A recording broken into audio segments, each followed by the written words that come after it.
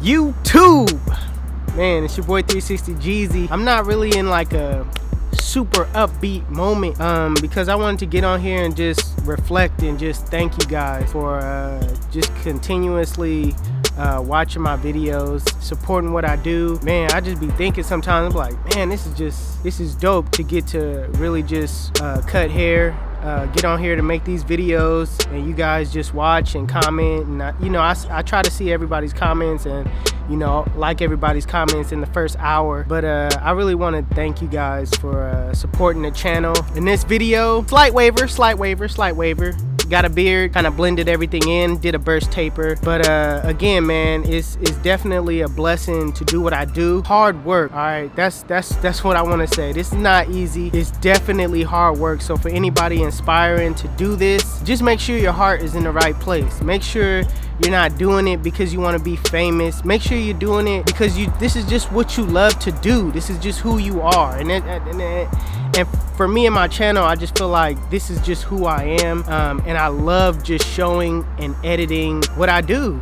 Like it's just a passion, you know what I mean? So hope you guys enjoy this video.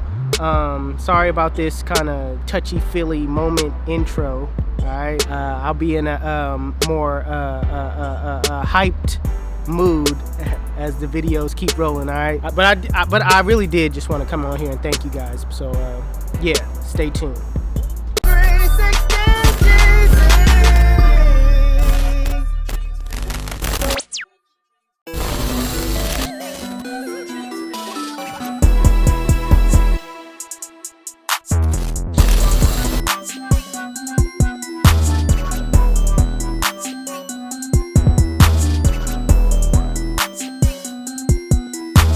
So before you start cutting hair, you want to make sure you brush in the direction that the pattern goes in. This makes for a neater haircut. You don't want to start by, just jumping in, just cutting hair. You want to make sure everything is laid down, everything is neat and in place.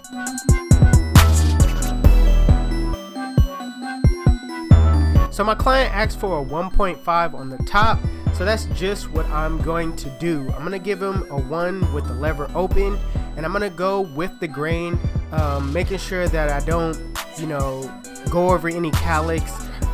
That's one of the things before you want to start cutting hair is actually when you're brushing, you should check for calyx as well.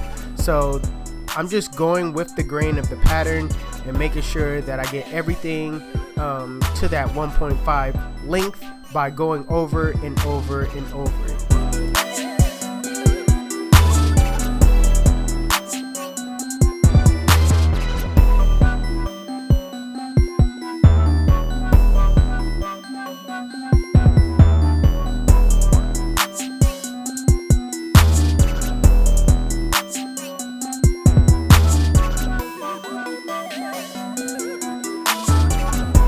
So to start off this taper, I'm going to be setting in my bald line using my Andis cordless T outliner, and I'm going to do it in a rainbow-like shape.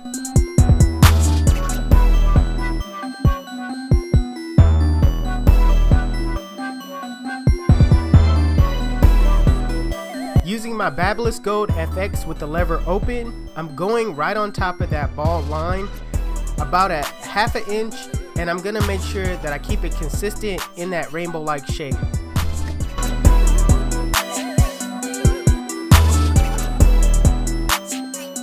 Same thing with the one guard open. I'm going up about a ½ inch, making sure I keep it consistent in that rainbow-like shape, just kind of using my corners as much as possible.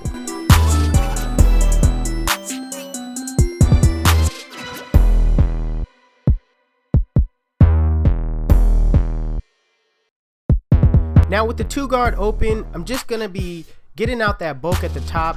I'm not really setting in a guideline. I'm just kind of scooping out, just making sure everything flows in that 1.5 that he has on top.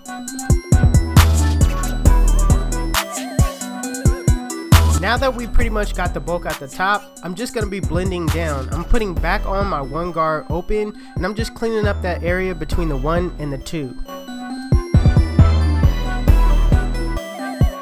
With the 0 guard closed in a flick out motion, flick out that middle line. Keep in mind that you want to use the corners as much as possible. Don't want to use the full blade, because if you're not really paying attention, you could kind of take some off on that other side that you may not have been wanting to take off. So make sure that you utilize your corners as much as possible.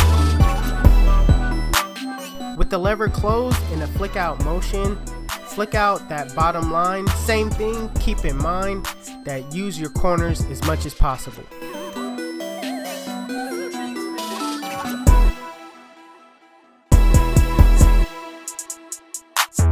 So I cannot stress this enough. This separates you from a lot of barbers out there, is when you do some detail work, is when you look away from the blend, you take that extra time to, you know, turn your clippers around, start using them as thinning shears, get that bulk out in those areas where you see, you know, it's just not blending well. Just detail work in general is how you take that blend to the next level.